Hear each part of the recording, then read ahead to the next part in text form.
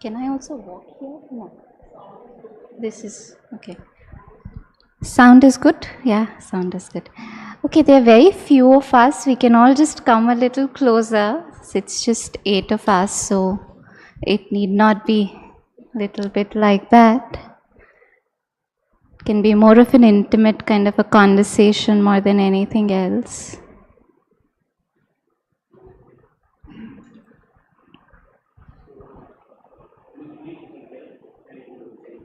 You can put the first slide now. You have a slide changer, or I just tell you? I just tell you next slide, or like that? Okay.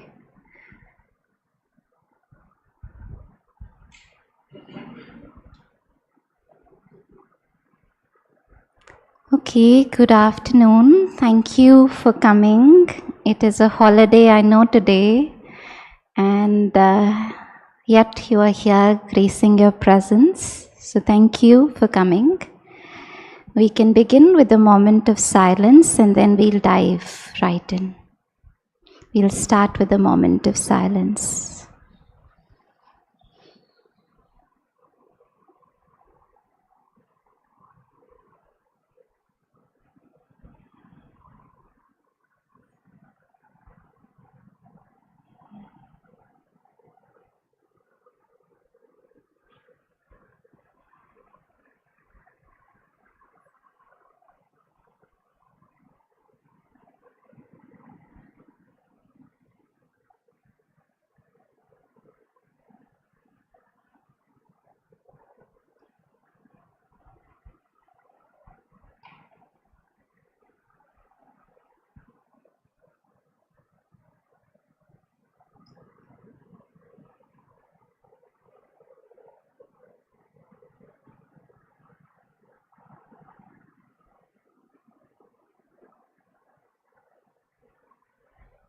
Thank you.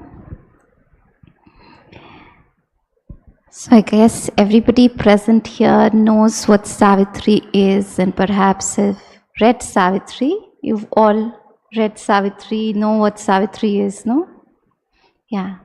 So I wouldn't be introducing what Savitri is. It's definitely, at least in my life, I can say the most powerful book that I encountered. It's really more than a book. And it's such a gift that Sri Aurobindo has sort of left and given to us. Such a potent book for sadhana. And my journey with Savitri sort of began when Vladimir sort of introduced the story of Savitri once in one of the classes. And the way he introduced the story of Savitri was in a very human way. Because until that point in time, I had heard only very big things about Savitri. But he introduced the story of Savitri in a very human, relatable sort of a way. And that really opened me and attracted me towards the book. And I started reading Savitri from that day onwards. So he introduced essentially Savitri as that one woman who was so perfect that she couldn't find a groom. So that as a very human story, I really got intrigued about, and I started approaching the poem, Savitri. And then it was the March 2020, which is when the lockdown sort of began. When a group of women, they came to me and they said that, all these news channels, they're very gloomy. And why don't we do something that can help us get anchored? And that is when we started reading Savitri. So in the beginning of reading Savitri, we used to read 1 or 2 pages in one go. But slowly we started feeling that even one line from Savitri is so potent and so deep that let us not rush into wanting to read the entire book or read pages after pages. There is one part of you which begins to experience that delight that exists in Savitri. And just like when, you get a little bit of sweet You want to eat more sweet, you want to eat more sweet. It's the same thing, when you get a little bit of that delight through Savitri, you want to experience more and more of it. So you want to read more and more. One line finishes, you want to know what is in the next line and what is in the next line. And then there is this other part that sees that, this one word, this one phrase in Savitri, that itself feels so potent and so mysterious and so deep that there's an entire world behind this phrase or that word. And that wants to just stay with that word, almost feeling like I want to keep chanting it again and again. So we chose the latter approach, that let us stay with little bit of lines. Let's not rush into, there is no hurry, there is no, no deadline that we have to finish the book. And we were reading a little by little. And then as we were reading little, naturally imagery started to come. Savitri is so rich and so vivid and so unconventional in the kind of imageries that it evokes. Wild drakes, fire-winged wild drakes swam on silvery pools. Can you imagine? One could just say that a drake is swimming on a pool. But that's just so mechanical. But from the eyes from which Sri Aurobindo is watching it, it's very symbolic. Fire-winged wild drake. Fire-winged. Literally as if the sun made itself into a wild drake and is swimming on the silvery pool. So that entire play between the coolness of water and the fire of the sun in this one little imagery. So it's full of very, very vivid imageries. And the reason why it's full of very vivid imageries, it is because it helps us enter into the eternal through what we anyway see. We anyway see a man, woman get married. We anyway see, a little drake or a little duck on water. But how many of us are able to use that kind of an imagery to really find a deeper kind of inner peace, a deeper kind of inner consciousness? Hardly any of us. We see what a beautiful sky, but doesn't mean that we look at the sky and our minds become like the sky, no? So Savitri is a tool that helps us open to that divinity, open to that eternity in every moment. So we started drawing and painting Savitri, and we were slowly lessening the number of lines. It was very difficult because it's like a little bit of greed, no? You get a little bit of sweet, you want more sweet. You get a little bit of delight, you want to know what is after. So it took a lot from us. We came from 2 pages to 1 pages, 1 pages to 6 lines, 6 lines to 4 lines, 4 lines to 2 lines, 2 lines to 1 line, 1 line to 1 phrase for an entire 2.5 hours along with painting. So that is how a journey called Savitri painting sort of took birth. And one of the most heart-melting sort of feedback that I've received on the books, a couple of them actually. One of them is a very old devotee of Mother and Sri Aurobindo for the last 3 decades and very sincere, and she's done a lot of work also towards whatever that, towards running a center, building a center and, reading the works of Mother and Sri Aurobindo. But she said that, all these years I just had Savitri sitting on my shelf. And everybody told me it's a great book, it's a great book, it's a great book. It's after 3 decades that I could understand why Mother called it a mantra. And it's after 3 decades that I was able to access the mantric power. Now, what is that mantric power? The word is a very, very powerful tool. It's an extremely powerful tool. In the ancient times, rishis were known to speak something And the very word was enough to make it happen in actuality in life. But now we have lost the power of our word. We have children, we tell our children, don't do this. We also know we'll speak, they'll not do, but we say it anyway, right? It's because we've lost the power of our word. We want things to happen a certain way, but we can't effectuate it. Our word is quite powerless. And so we feel also quite powerless and hopeless about circumstance. But the word that transforms is the mantra. And the reason why it's the word that transforms is because it is the word which is born out of truth. So that is what Savitri is. It's a conscious force, it's not a poetry. The form of Savitri is a poetry, but Savitri itself is not a poetry, it's not a poem alone. It is the consciousness force born out of truth. So if you can receive it, it can begin to work through you, in you, as you.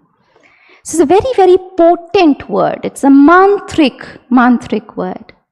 And this was the other feedback that I received from, again, one of the very senior Aurovilians, a doctor in Sante. And, he attended one of the final presentations of the course Savitri painting, and he said, painting is one of the most potent tools to access that mantric power, and I'm really seeing that kind of happen.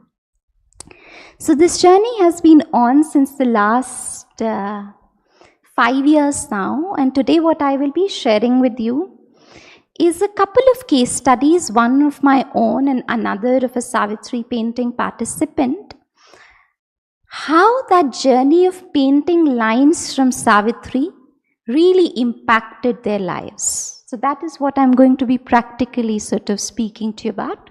You can go to the next slide.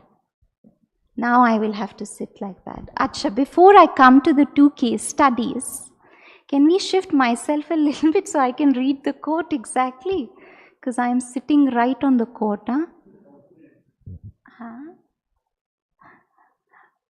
Okay, you are not able to do it. I can come on that side. Okay, you did it. Wonderful. Okay, so when I'm speaking about Savitri painting, don't think about it as a course. Don't think about it as an activity. Don't think about it as a thing which is done outwardly. For me, Savitri and painting painting is nothing but a tool. When you are using painting, you are staying with a line for a longer period of time. You're concentrating on Savitri for a longer period of time. So it is essentially Savitri that you're diving deeper into. And what you're doing through Savitri is you're diving deeper into your own soul's aspiration. And what happens in the process is essentially this. There are two powers that alone can effect in their conjunction the great and the difficult thing which is the aim of our endeavor. There are two powers that alone can effect in their conjunction the great and the difficult thing which is the aim of our endeavor. A fixed and unfailing aspiration. A fixed and unfailing aspiration that calls from below, and a supreme grace from above that answers. This is how Sri Aurobindo begins the book, The Mother. This is the first line from his very famous booklet, The Mother. And then, of course, there is a big disclaimer after this line, which is when he talks about this aspiration, it should absolutely be pure and not mixed with all kinds of desires. Not like I'm outwardly saying I want to give to the mother, I want to give to the mother, and inwardly I want to grow rich, I want to be a spiritual leader, a religious leader, all kinds of whims and fancies and desires that we have. So the more pure that aspiration is, and the more fixed and focused and unveiling and failing and perseverant that aspiration is, that is the first movement in yoga. The second movement is the supreme grace, the divine grace that answers.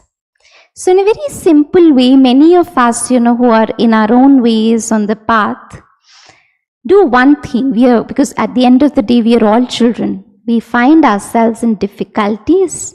We open Savitri, we concentrate on Savitri, and we randomly open a page.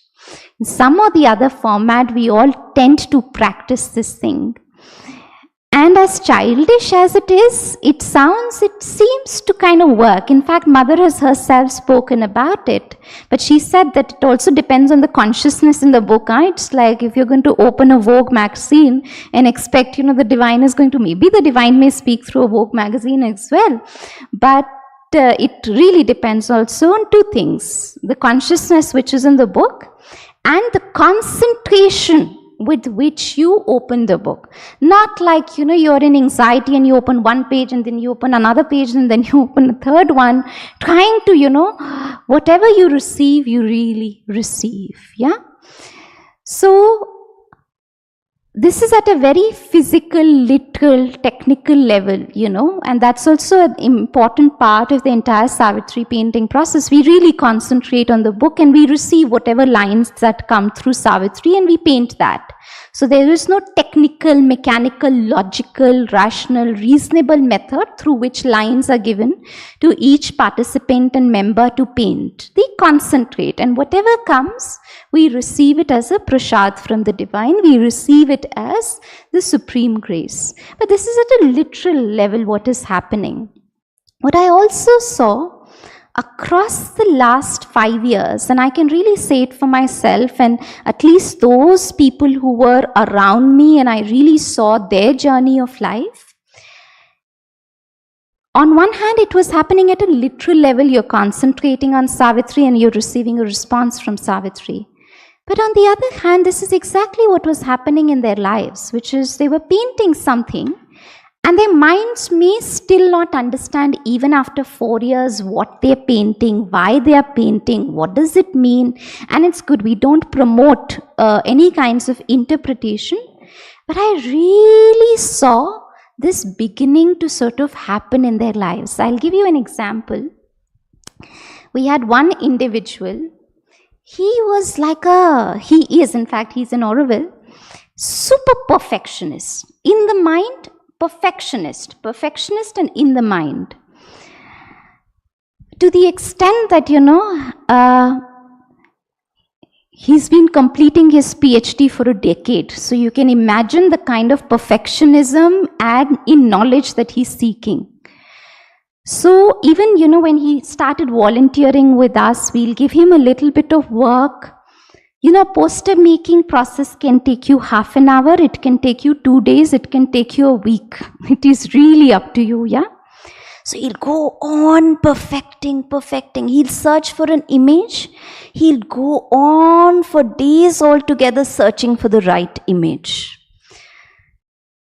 So, perennial kind of procrastination and perfectionism that was really a boulder into kind of getting into action, but very fine in knowledge and a pursuit of knowledge, yeah? So really loved to read the works of Sri Aurobindo, but extremely slowly. In fact, for 3 months I led a group on synthesis of yoga. And everybody used to tell me, you are so slow, Divyanshi, you hardly cover a paragraph in the entire 45 minutes. And he found that to be too fast. So you can imagine the kind of perfection he was in. He became a part of Savitri painting, and in the beginning, he would just put very little color on paper. I asked him, why? Why are you putting, every time he'll be given exact same amount of time as everybody else in the group. But he's putting very little, somebody has drawn an entire scenery in that time, and he's just put a little color of yellow circle on paper in 20-25 minutes. And he used to be scared that till it is a yellow dot, it is perfect. If there's anything a little bit more, will it become imperfect? Will it become impure? Will it something about it will get taken away. And through this journey, he was doing Savitri painting, he was doing volunteering with us. He came to Oroville and, his journey kind of deepened. And slowly, I saw in his paintings 2 things started to emerge. One was he shifted from the color yellow to the color orange. And the second thing I saw, a little bit of progress started to happen in terms of having the courage to put more than a dot on paper. Otherwise, it used to be 1,000 ways of painting yellow dots on paper. And slowly it evolved from that little yellow dot. And that's really the time when I saw him shifting from here to getting into action. To the extent that, I was quite surprised when he launched a particular course. Within 10 days from conception of a course to launching of a course, in 10 days, so somebody who's doing for 10 years, a PhD work, for him to launch something in 10 days is a huge progress. And it's not something that he mentally planned. No, Savitri painting, for most of us who do it as a practice, for us it's our quiet space, it's our space of contentment, it is our space of quietude, it's our sacred space of meditation. So when you enter into Savitri painting, you're not entering into Savitri painting with any agenda. That mother, may this happen in my life, mother, may that happen in my life. Nothing, you have to put all of that to the side and just open to Savitri, that I am empty, mother, for you to pour inside of me. If you enter Savitri painting with the perspective that I have this problem in life, this big difficulty in life, it is not getting sorted, you do something about it. The difficulty will get sorted. But if you're going to do it with an agenda, it sounds a bit counterintuitive, it doesn't work. So it takes some time also for people to enter into the process of Savitri painting. The other big obstacle that often happens, this is, I'm not trying to be biased here, but this is something I've noticed in a few of the very, very, very capable men, young to middle-aged, very capable men. They're very logical. They're very systematic. So I remember, taking a first session, the new cohort of Savitri painting is starting, and I'm taking the first session. It's a 2.5-hour, 3-hour session. The 3-hour session ends. This one boy, I'm calling him a boy, he's a man, yeah? He comes to me and he's genuinely asking me this thing. But you did not explain the lines. 3 hours are over. Savitri, you didn't explain the lines to me. And I was like, it's like Ramayana is over, he's asking me who is Ram.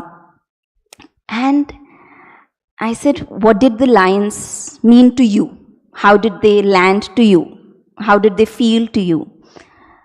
It was difficult for him to answer. He was trying to interpret lines. He was trying to understand lines. Maybe this means this. This is the dictionary meaning of this and this. He was trying to do a meaning-making activity.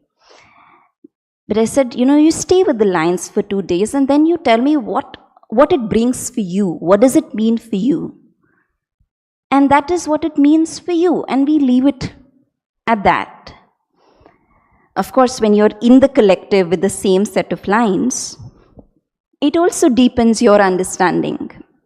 Because different people view it from different lenses and from their own life experiences. So it takes some time for people to sort of just enter without having an incessant need that I need to understand it. And you will understand it. It's not like you will not understand it. And Savitri will also do immensity of things that you aspire for. Savitri makes it happen in your life. But the counterintuitive thing is, if you enter with an agenda, if you enter with this incessant need to understand, then you stay on the surface. It's like Mother says, no, don't read Savitri like a newspaper. Silent your mind, even if you don't understand it, receive. Because what you're receiving is that consciousness and that force. So for me, this is the actual thing that happens through Savitri painting. What we do in the process, it's only a very tip of the iceberg. But that process is also very, very important. Simple little things, because many times, for instance, we do Savitri painting online. And there's such small details that I'm so particular about. And those are very, very important. Small details like starting on time, making sure when the meditation is going on, there is no, any kind of noise that kind of comes in. There is no background noise whatsoever. You're sitting after taking a bath. Small, little things. Those are also very important to prepare yourself, because ultimately you're trying to enter as deep as this. Can we go to the next slide? Another principle that I've really taken from Sri Aurobindo and really followed it to the T in the entire process is the concentration. It's like in the ancient times, when a Shishya wanted to discover something, wanted to know something, he went to the Rishi or the Guru. The Guru would often not give him the answer. The Guru would say, you go and concentrate on X, you go and concentrate on Y, you go and concentrate on Z. Not like, student is asking me what is Brahman and I am giving him a lecture on Brahman. Because the student has to discover it for oneself. So, in Synthesis of Yoga, Sri Aurobindo talks about purification and concentration as the twofold movements in yoga. The first set of twofold movements were from the booklet The Mother, which is aspiration and the divine grace. This is another set of twofold movements in yoga, which is purification and concentration. The feminine and the masculine movements that sort of go together. And there has to be enough purification to open oneself to concentration. And he says, by concentration of our whole being on one status of itself, we can become whatever we choose. We can become, for instance, even if we were before a mass of weakness and fears, a mass instead of strength and courage, or we can become all a great purity, holiness, peace, or a single universal soul of love. Essential principle is very simple. Whatever you concentrate on, truly concentrate on, is what you become. It's like Bhagavad Gita has this line that says, whatever is the sure idea in you, that is what will manifest. Nowadays in New Age spirituality, people have understood it as law of attraction. And they are kind of trying to make sense and meaning out of that. But it's a very, very deeper thing. And actually this particular quote after this, Sri Aurobindo writes, and even as you can become love and peace and purity by concentrating on it, the aim is not to become that. The aim is to become the ultimate and the absolute and the supreme, and to consecrate and concentrate on only and only that. So in Savitri painting, the way we sort of took on this particular principle of concentration, we did it in the beginning just as a pure experiment, yeah? In the beginning, I was painting a line from Savitri every day. And then one day this idea came to me that why not I just take this one line and I paint for the entire week. So every evening, 5:30 to 6:30, I was painting. I said, instead of a new line every day, let me just take this one line and I'll paint the entire week and let me see how far I can stretch myself.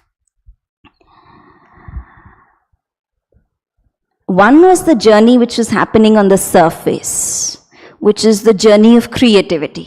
Now I have a line. I want to image the line. So what are the most creative ways in which I can bring imagery to these lines? And I started seeing the line everywhere. I was going to the Matra Mandir. I saw the Matra Mandir, and suddenly Matra Mandir felt like mother's womb. And I was like, yeah, that is the imagery. I'd gotten this line, Mother Creatrix. She's the creator, right? Like, yeah, Mother creates out of her womb, and Matra Mandir is the creatrix. So one was the outer journey which was happening everywhere. I would look at the moon, and I'm suddenly seeing moon as the eternal's bride. The line goes something like that. Wisdom, splendor, mother creatrix, the eternal's artist bride.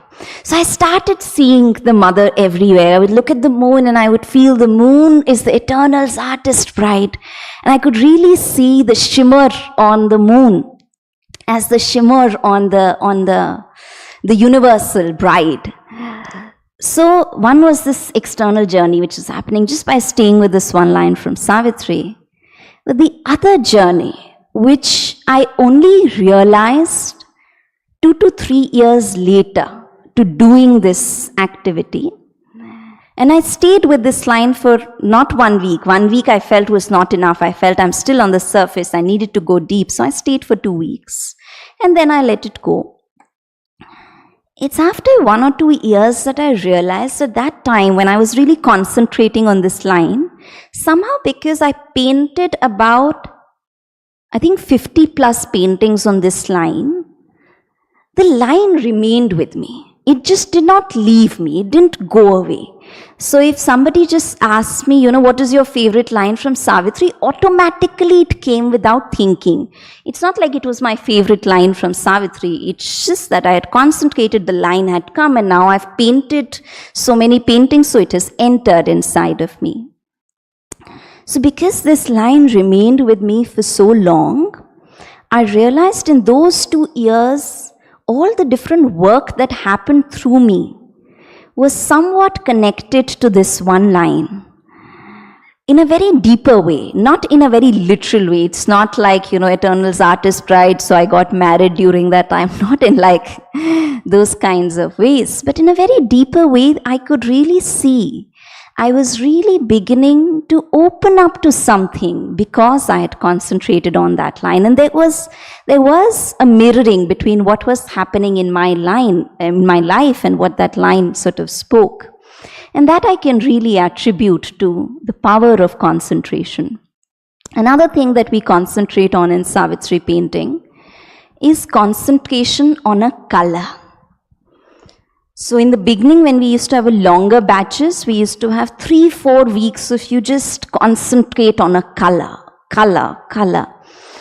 And it's like the 4 stages of knowledge that Sri Aurobindo has given. The 4th stage of knowledge is you know something by becoming that thing. It's like if Chitra wants to know Divyanshi, right? Then ultimately, the ultimate form in which Chitra can know Divyanshi is if in one part of her being, if she becomes Divyanshi, then she knows Divyanshi as herself. There is no difference between Chitra and Divyanshi. No, that is the knowledge by identity.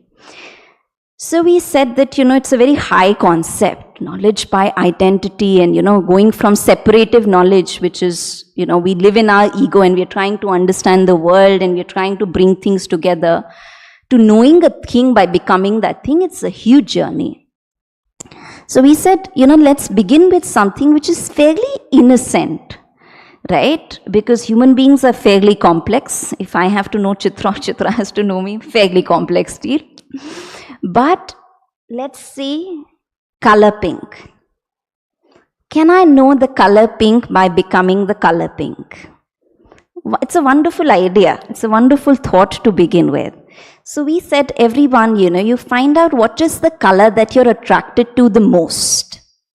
So somebody said pink, somebody said white, somebody said purple, somebody said orange, somebody said, so 1 week they figured out which is the color I would like to concentrate on.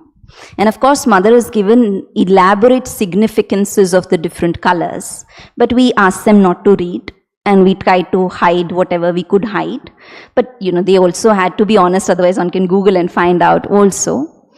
And then we gave them little tasks, like, children in kindergarten. Because if I tell somebody, concentrate on pink for 1 month, what does it mean? How do I concentrate? No, it's a question.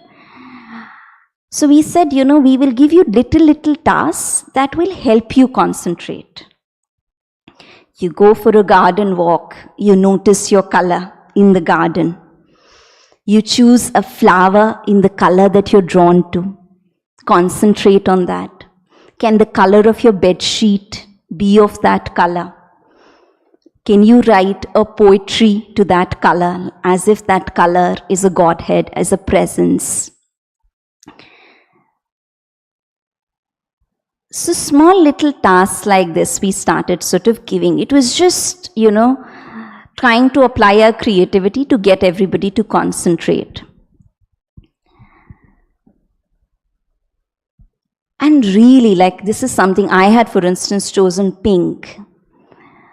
And I really saw, going deeper and deeper and deeper into pink, and then slowly coming to a point where I was then attracted to a particular form of a flower and to another particular form of a flower. It was not without meaning that one was attracted to pink. It was not without meaning that one was attracted to the form of rose of pink, because rose is also pink. Hibiscus can also be pink. Pink can also be a lotus. Pink can also be psychological perfection. And pink can have different shades also, from magenta to the very pale pink. But to do that entire journey in a completely non-mental way, concentrating on that color, to my surprise, to my absolute surprise, experientially brought people so much more in touch with something that they can call as eternal within themselves, a glimpse of that. I used to give a session on a topic called psychic being as a part of our courses.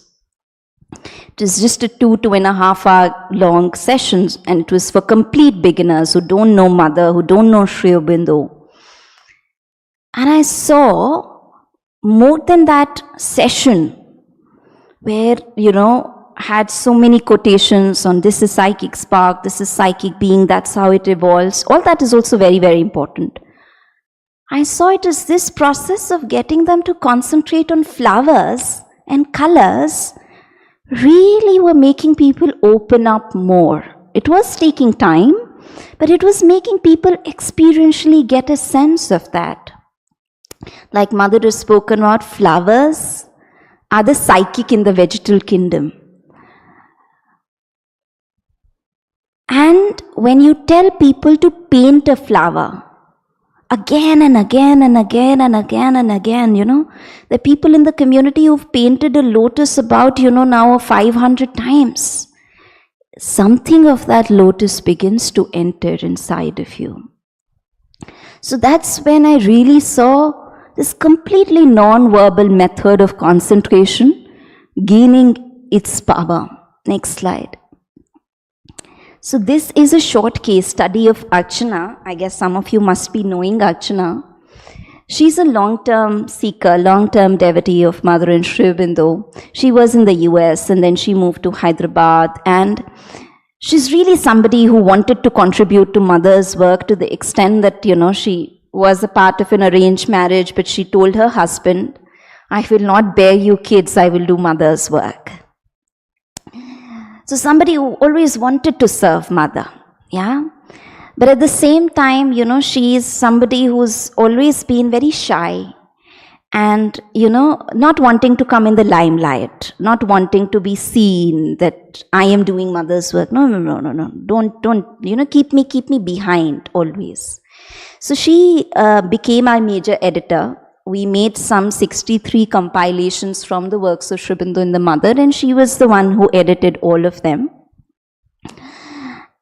And she'd been working in this fashion, even with Sri Aurobindo Society. She's the primary person who does the reviews of the compilations. And, you know, when I look at her, I would think she'll choose colors like pink and white because she's so delicate, no? That's how I saw, delicate and very touch me not and very sweet, like that kind of a person. She was putting orange and, you know, so much of oranges, so much of purple. I was very surprised because I would imagine a person like myself will be putting a lot of orange because I'm quite into action and work and dynamism. This thing has to happen. Let's do that. Let's do this. And it was really the opposite. I was putting a lot of white and gold and very little pinks. And when I saw her paintings, I was almost like, this does not look like you are the one who's doing it. So there was a lot of orange and a lot of purple coming into her painting. So you can see this is one of my favorite paintings of her. There's a purple girl with a lot of orange. Can we go to the next slide? Now, Mother says purple is the color of vital power. And that is exactly what, in some ways, she needed to cultivate. To give you an example, she would sit in a meeting. She will have plenty of ideas. And plenty of ideas which, because she's also very well read in the works of Sri Aurobindo and the Mother, for years she's been editing. So she knows what Mother has said, but she will not often speak in a meeting. Liked to be in the background, even in family many times. She would not want to do something, but, you know, it's okay in order to maintain the harmony of the family, she will do it. That's exactly what she needed to cultivate, was vital power. Next slide. And then you see in her paintings, there's a lot of orange and gold. And this is a quotation by Mother where she says, when I'm speaking of the center, I still see that the four symbols of Sri Aurobindo, which support each other at the corners like that, and this color, a strange color, I don't know where we could find that. It's an orange gold, very warm. It is the only color in the place. All the rest is white and translucent globe. So in Mother's agenda, at some point, you know, Mother describes orange gold as the color of Sri Aurobindo. At some point, there are other interpretations of orange also, but this is one of the interpretation. And this is my sensing. Now, this is after 5 years of her Savitri painting journey. That this painting, this little girl developing vital power, and this flame which is orange and gold, is Sri Aurobindo's work. Because one thing that she always aspired for, the reason why she said no to having children, the reason, you know, she came back to India, something that she always dreamt of, I want to give myself to Sri Aurobindo's work. And she was giving herself, all these years, she was giving herself to Sri Aurobindo's work, but always background. Let me stay in the background. Oh, you need, you know, work, let me do it at the side. And one thing I saw, you know, as an extension of this journey, of course, there were multiple other factors as well, but essentially what the painting journey also maps is the larger movement of the divine will that is trying to happen, the deep soul's aspiration that often gets mapped onto the painting once you put down all your ambitions, desires, mental judgments to the side, and once you just allow the deepest and the purest part of you to enter on paper. She is actually today one of the key pillars of the Sri Aurobindo Society, Sri Aurobindo Society Center, Hyderabad Center. And I met with Srinivas Mulugu, who's the one running the center, and he said, she is the one who's holding the center, who's making things happen. She's the dynamic force in that center. And then I saw vital power and orange and gold. So in the next slide, we'll be seeing a video of Archana. It is of her presentation that she gave about 3.5 years ago. Can we play the video?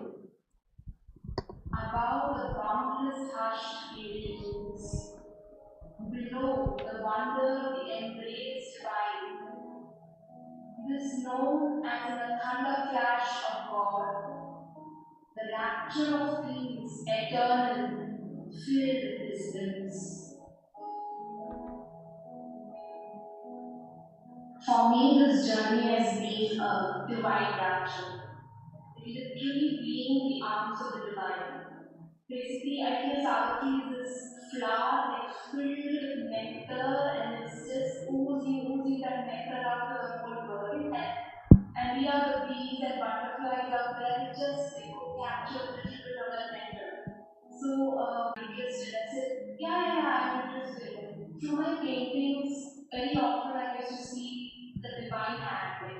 When the lines were attracted to were connected to the hand, the embrace, the rapture, like divine physically just being with you, like holding you. I don't want to feel with my mind or definitely the heart, but I want you to be like intimate, like really close to me. And one more thing which came was this flame, like the all-encompassing flame. Now I used to love painting this orange, like everywhere, just go wild with it, like bring in the tones of yellow and lighter orange and some red. And when I paint that, I felt like something in me like just reaching out and holding the hand of the divine and trying to be in touch with him more and more. And few other paintings are right here. There's this painting of a little girl like completely opening herself, in the form of surrender, that big white flames, like saying that, okay, you are the only thing, like I want to be with you, and I want you to be in me. And the next one about the bricks and the showers of light that are coming. For me, it's like the light is always there. It is we who try to build these blocks and bricks and not allow the light to enter, but the light would look into any nook and corner and just pour itself on you, and it will just take over and make you the same substance what the light is here. What changes in my life God? Basically, I felt a deeper connection to the flowers. For a few years, I tried to keep mandalas near Manushya to those pictures and just around the house.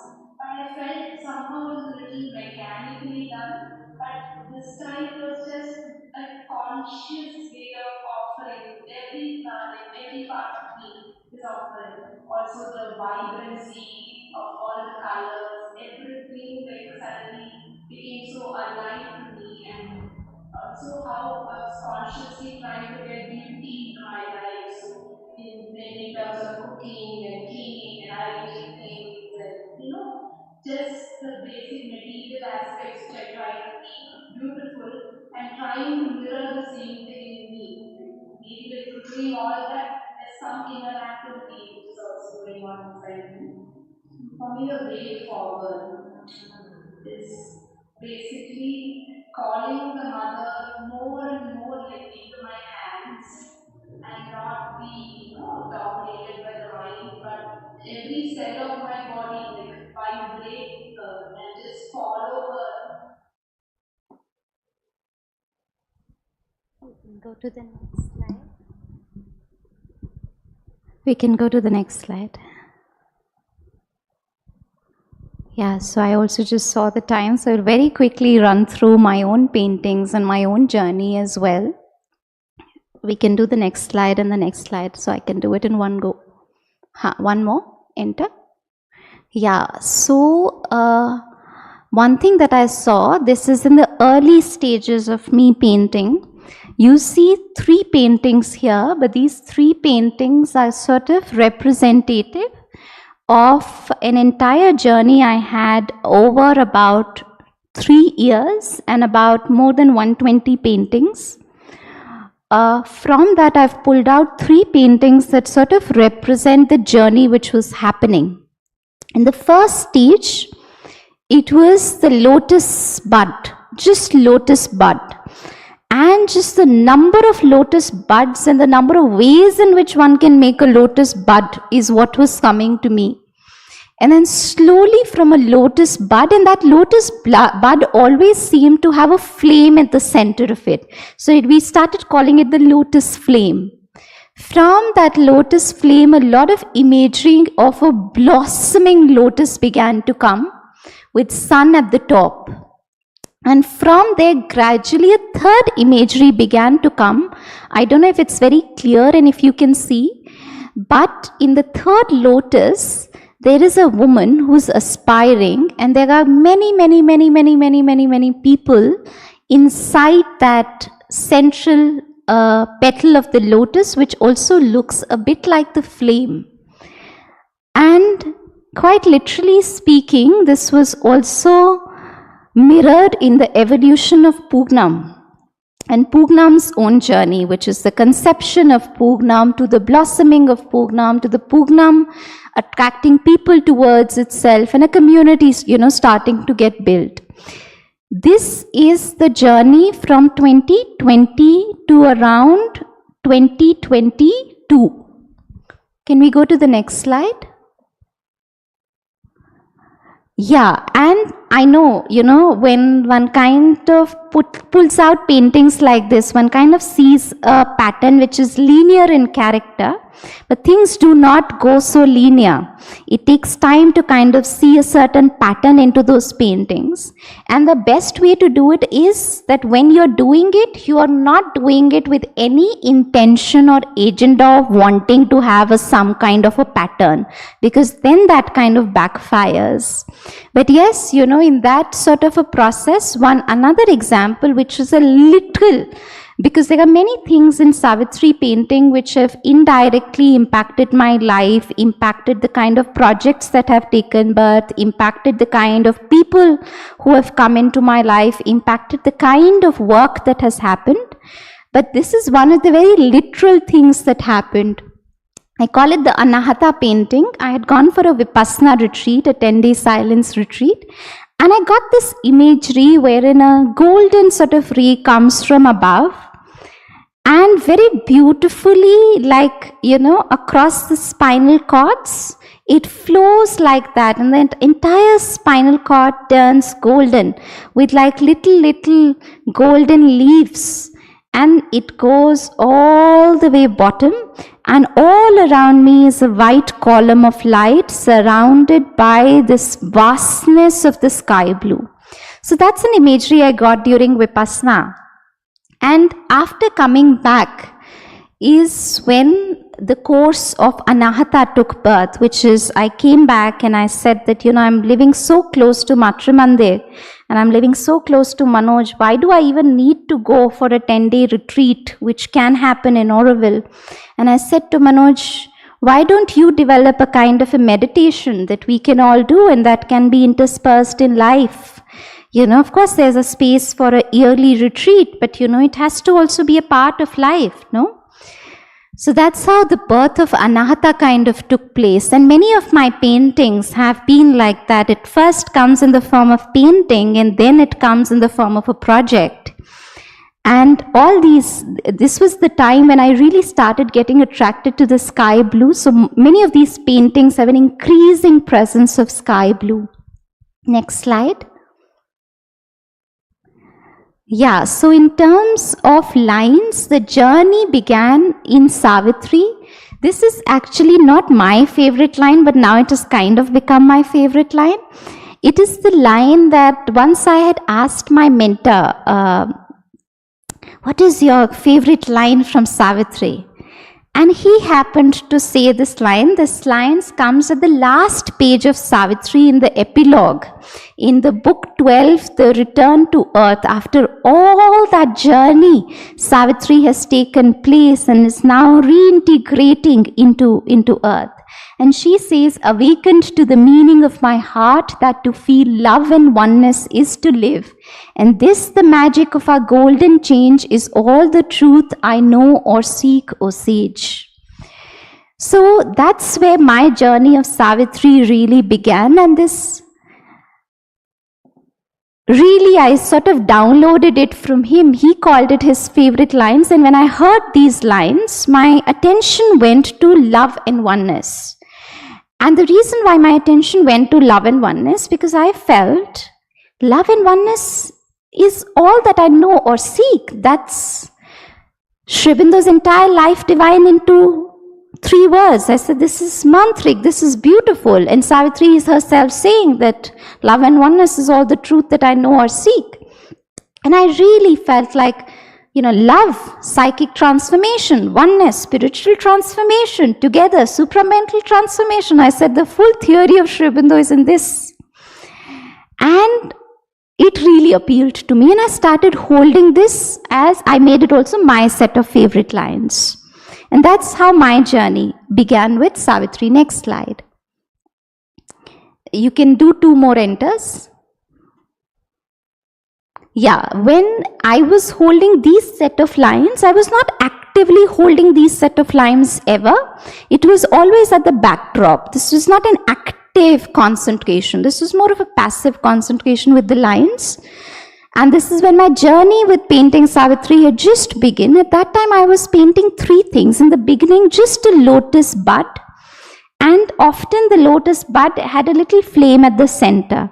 Then from there I started enjoying painting a blooming lotus as well. But the lotus kept on blooming and closing across my paintings. And once in a blue moon, I would have an imagery with the globe and a lot of people, like the empire of the soul, magic earth. These kind of phrases started to come, and I started putting that. And that's a little bit of that sense of oneness which is there. But still, at this stage, love and oneness remained as 2 different sort of entities.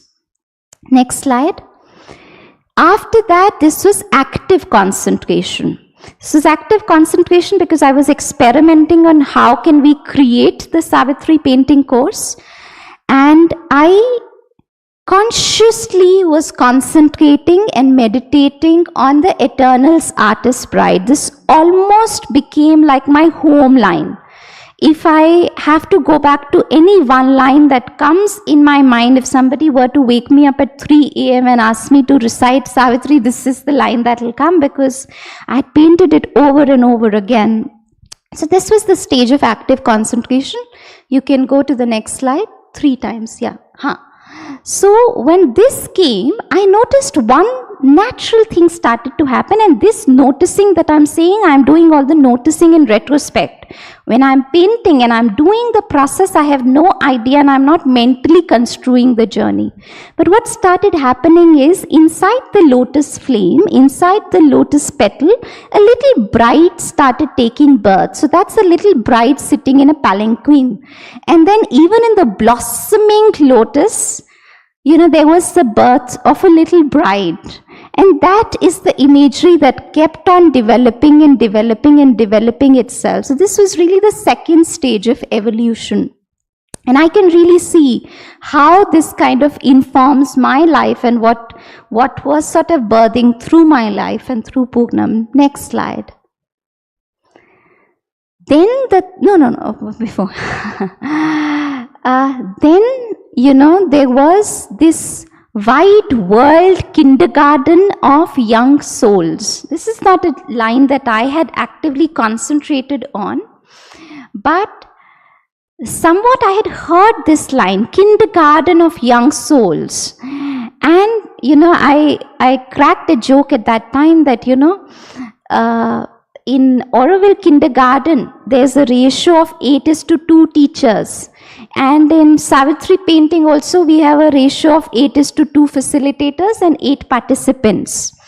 And we were at that time, growing. So we were holding batches for as many as 48 participants, which meant 16 facilitators. And I was really like, wow, yeah, this is such a spoon feeding, because in kindergarten, I did not get that kind of a space. And I felt we are running a kindergarten of young souls. Savitri painting is a kindergarten of young souls. So that line really kind of captured my imagination. Next slide. And from there, from a kindergarten of young souls, What started drawing me was these set of lines. These are extremely famous set of lines, which is the sun-eyed children of a marvelous dawn, the great creators with wide brows of calm, the massive barrier breakers of the world, the wrestlers with destiny in her lists of will, the laborers in the quarries of the gods, the messengers of the incommunicable, the architects of immortality. I really see these are the set of lines that Sri Aurobindo and the mother wrote for each and every one of us, for Sri Aurobindo Ashram, for what she expects out of a true Aurovillian, for what we aspire for at Pugnam in any collective which is based in Mother and Sri Aurobindo. I feel this is the aspiration with which the collective sort of aspires to move. The sun-eyed children of a marvelous dawn, the great creators with wide brows of calm, the massive barrier breakers of the world. And what I love about these lines is there's so much of that sense of hero warriorship in these lines.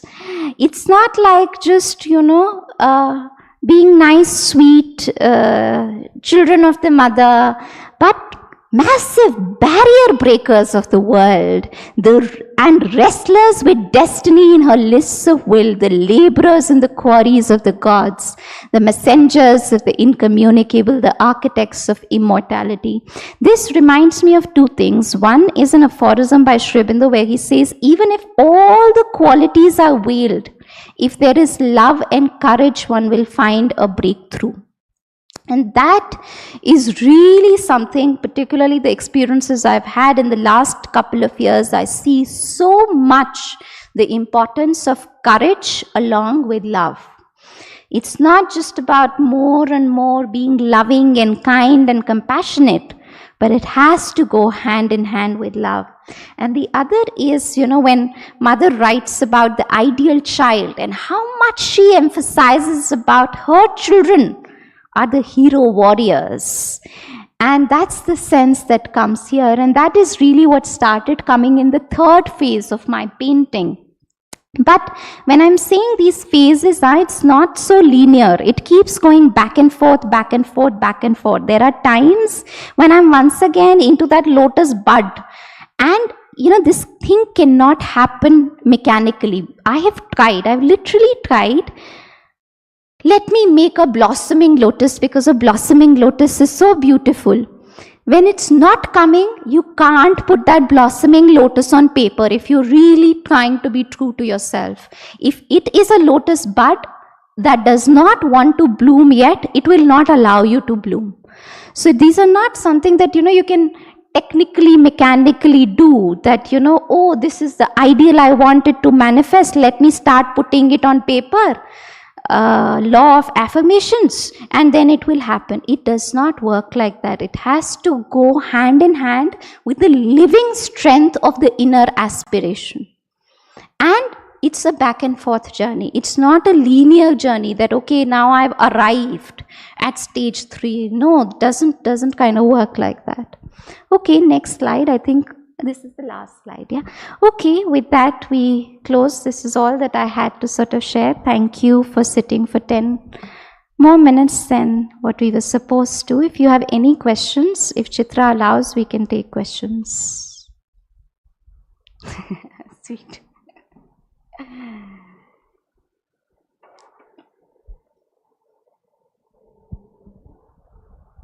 You want to ask something or say something, share something?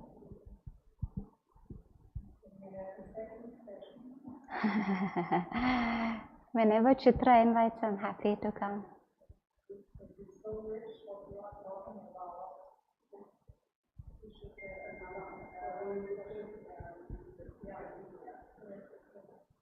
You can be a part of our Monday morning, every Monday morning, 8 to 9, we have Savitri meditations in which we do paintings also.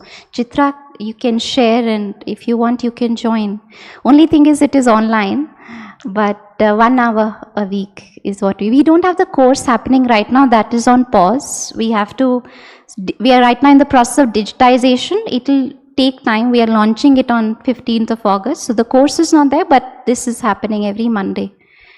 It's a space for us to, it's the best space of my week. Thank you.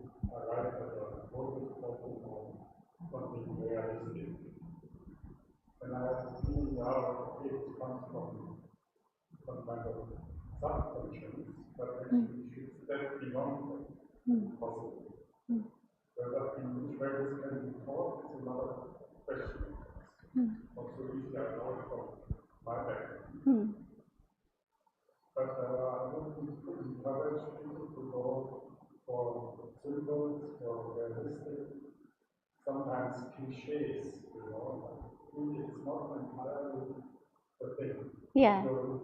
Yeah. They put that on paper and then they're telling, okay, this is what it signifies, that is what it signifies. But the more real journeys that I've found are the ones that, for instance, this one journey, I remember this person started with actually painting a little child who's closed in a very tragic way. The painting was rather very tragic in the beginning. And we didn't disturb that. It's okay. That's also received with the same kind of love that, a lotus is being received.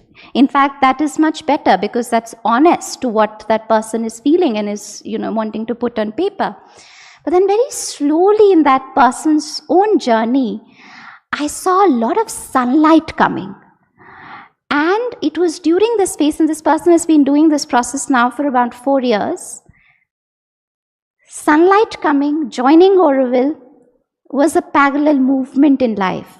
So it has to be really real. Otherwise, it can very well, like you said, it can very well be like, oh, I know now. I know, okay, orange gold means this.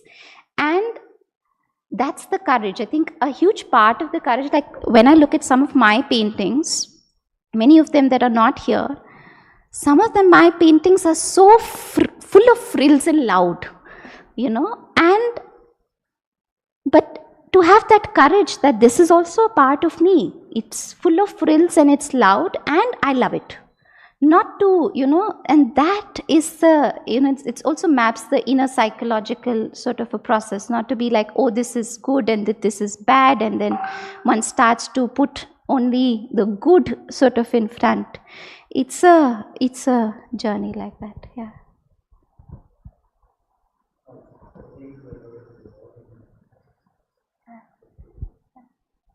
We are fiddling our way through, and I found painting is a very potent way for me to access Savitri and for me to enter into meditation.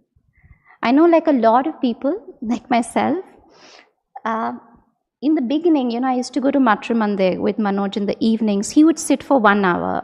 After 20 minutes, I found it difficult to meditate. And I said, let me be honest with myself. Why am I acting for the remaining 40 minutes? Because I am making to-do lists. I am not meditating there. After 20 minutes, I'm going off. And then I said, there must be some method that works for people like myself. And that is when I saw that, for me, art works and dynamic forms of meditations work. And painting I can do for 3 hours. No issues with that. But I saw it was, and it's something that I found first for myself, and then I started sort of sharing it.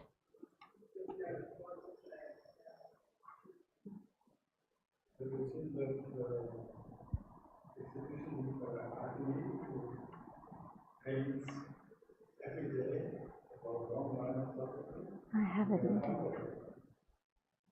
Yeah. Wow. Yeah.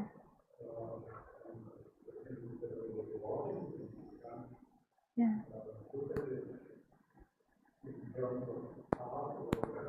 Yeah.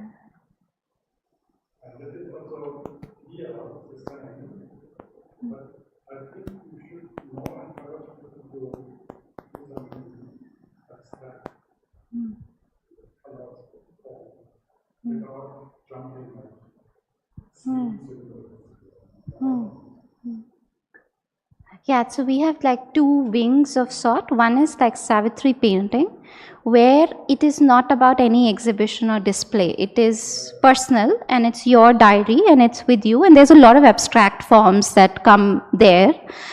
The other is Savitri art, where we are doing it from a perspective that it has to be sort of shared. And that does tend to have a bit more personal forms, and that is primarily because the two artists, that is more of their style, and right now that is a very small group of people. As that kind of expands into other kinds of painters coming in, I think that will naturally kind of come. But Savitri painting, that has a lot of people doing all kinds of things, but that is not something we've ever thought about it from an exhibition perspective, though that can also be interesting. But it's not like when I am painting Savitri, I'm not an artist, and I'm never thinking that anybody will have a look at it. And I think that's what also, it's like your personal diary, no? I'm also able to share this after 5 years of doing it. I couldn't have shared it at that time, because at that time this is private. This is not, I wouldn't feel comfortable putting it out like that.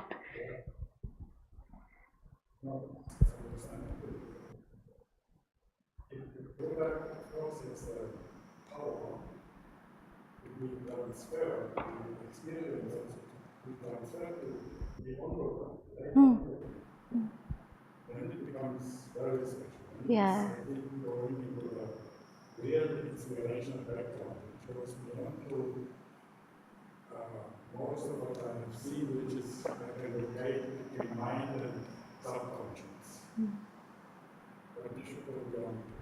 Yeah.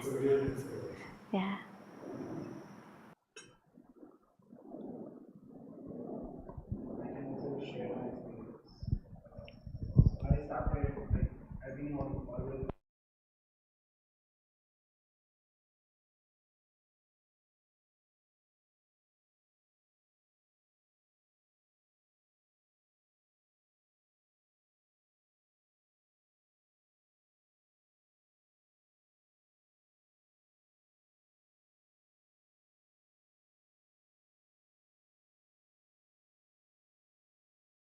Has been abstract at times.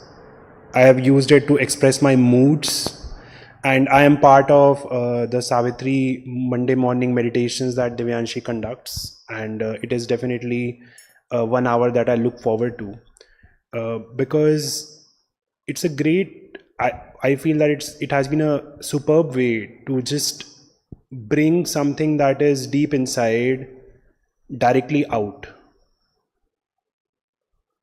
to see and to keep it in your sight. Like, I put it in my room and I can always see. And being in Oroville, life has changed so fast. So many things have happened, so many blocks have got cleared, so many new things have happened inside, and I have seen that transformations. I've seen those things coming on paper, um, and I have just loved that experience, how those paintings have changed over time. Sometimes they are abstract, sometimes they repeat, but it's hard to put words, and that's why we have paintings, and when I see those 6 paintings from last 6 months, like if I just choose those 6 paintings, I can really see that journey unfold, and I can connect to that visual, what I see at a deeper level. I can feel that those 6 pages, I have resonated with those over the last 6 months. And seeing that on paper, it's just such a rich experience for me. So thank you, Divyanshi. Actually, thank you to Savitri more than anything else. I really feel it's not just the process of painting, it's painting and Savitri together that is what does it.